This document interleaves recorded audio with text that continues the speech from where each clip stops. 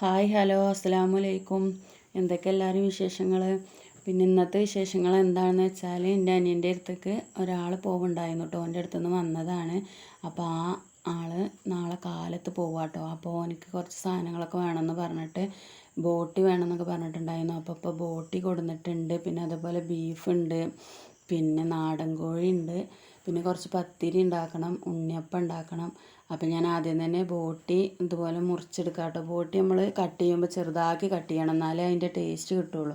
വലിയതായാൽ അതൊരു ടേസ്റ്റ് ഉണ്ടാവില്ല.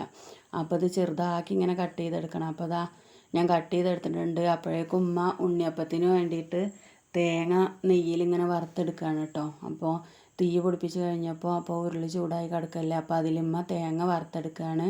പിന്നെ ഞാൻ ഈ ബീഫ് കട്ട് ചെയ്തിട്ടില്ല, പിന്നെ ചിക്കനും അതുപോലെ ബോട്ടിയും കൂടെ കഴുകി സെറ്റാക്കി കൊടുന്ന് വെച്ചിട്ടുണ്ട് കേട്ടോ. ഇനി ഇത് 2 കുക്കറിലായിട്ട് ഇട്ട് വെക്കുകയാണ്. ചിക്കനിൽ മഞ്ഞൾപ്പൊടി ഉപ്പ് മാത്രം ഇട്ടിട്ട് ഒരു 2 വിസിലടിച്ചിട്ട് ഓഫാക്കി വെക്കുക കേട്ടോ ചെയ്യുക. പിന്നെ അത് അവിടെ കൊണ്ടുപോയിട്ട് കറി ഉണ്ടാക്കുക ചെയ്യുക. പിന്നെ ബോട്ടി ഇത് ഞാനൊരു കുക്കറിലിട്ടിട്ട് അതിലേക്കുള്ള മസാലപ്പൊടികളൊക്കെ ഇട്ട് കൊടുക്കുക കേട്ടോ ചെയ്യുക. പിന്നെ ബീഫ് ഞാൻ കഴുകിയിട്ടൊന്നുമില്ല, കട്ട് ചെയ്യാണ്ട്. അത് വലിയ വലിയ കഷ്ണങ്ങളാണ്, കടയിൽ നിന്ന് തന്നെ മുറിച്ച് കൊടുന്നത് കൊണ്ട്. അപ്പോൾ അതാ കുക്കറിൽ കുരുമുളകും ഇഞ്ചിയും വെളുത്തുള്ളിയും വലിയ ജീരകവും മഞ്ഞൾപ്പൊടിയും ഉപ്പൊക്കെ പാടെ ഇട്ടിട്ട് ചതച്ചെടുത്തതാണ് കേട്ടോ. പിന്നെ അതും കൂടെ ഇട്ടിട്ട് സെറ്റാക്കി 2 വിസിലടിച്ച് പിന്നെ ഉരുളിക്ക് ഇട്ട് കൊടുക്കുക കേട്ടോ ചെയ്യുക. അപ്പോൾ അതൊക്കെ നല്ലതുപോലെ മൂത്ത് വന്നിക്കണം. അപ്പോൾ ഉമ്മ മറ്റേ അടുപ്പിൽ ഉണ്ണിയപ്പം ഉണ്ടാക്കണം കേട്ടോ. അത് ആദ്യമൊന്നും ഇങ്ങനെ ശരിയായി വന്നില്ല, തീ നേരെ കത്താത്തതുകൊണ്ട്. പിന്നെയൊക്കെ ഇങ്ങനെ ശരിയായി വന്നു. പിന്നെ അത് കഴിഞ്ഞപ്പോൾ ചിക്കനും റെഡി ആയിക്കണം. പിന്നെ ഞാൻ പൊടി വാട്ടിയിട്ട് പത്തിരി ഉണ്ടാക്കാൻ വേണ്ടിയിട്ട് പിന്നെ അതൊക്കെ വാട്ടിക്കുഴച്ച് ഉരുളൊക്കെ ഉണ്ടാക്കി കൊടുത്തു. പിന്നെ മോള് വന്ന് ഓളതിങ്ങനെ വെട്ട് മാതിരി ഉണ്ടാക്കി. പിന്നെ ഓൾ തന്നെ പരത്തൊക്കെ ചെയ്തു കേട്ടോ.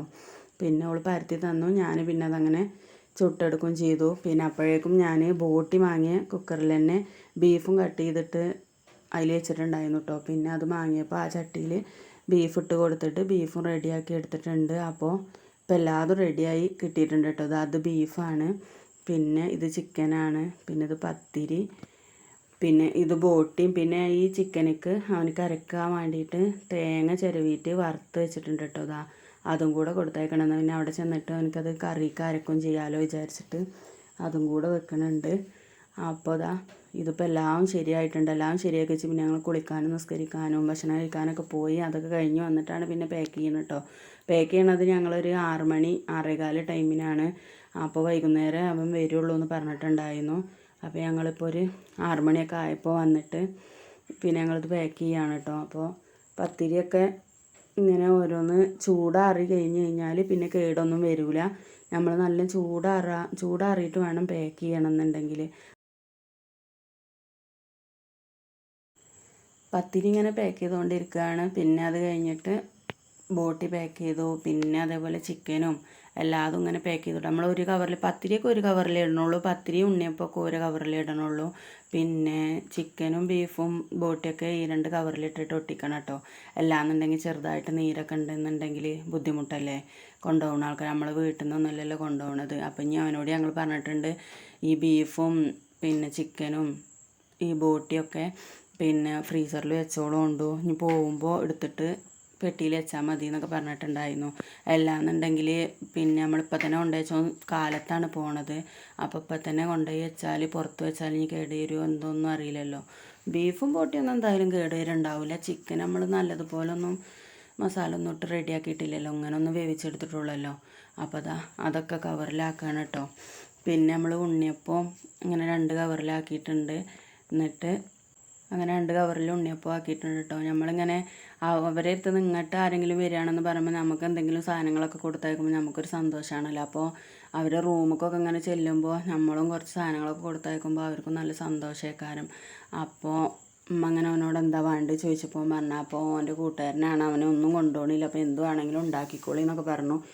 അപ്പോൾ അങ്ങനെ ഉണ്ടാക്കിയതാണ് കേട്ടോ. പിന്നെ അവൻ്റെ അടുത്ത് കാര് പോകുമ്പോഴും അങ്ങനെ കൊടുത്തയക്കലൊക്കെ ഉണ്ട്. അപ്പോൾ ഇപ്പം വന്നിട്ട് ഇപ്പോൾ 1 മാസമായിട്ടുള്ളൂ.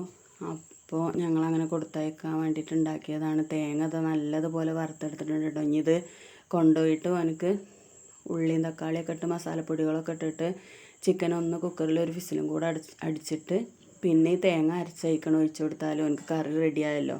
അപ്പോൾ അവർക്ക് പത്തിരിയും കഴിക്കാം.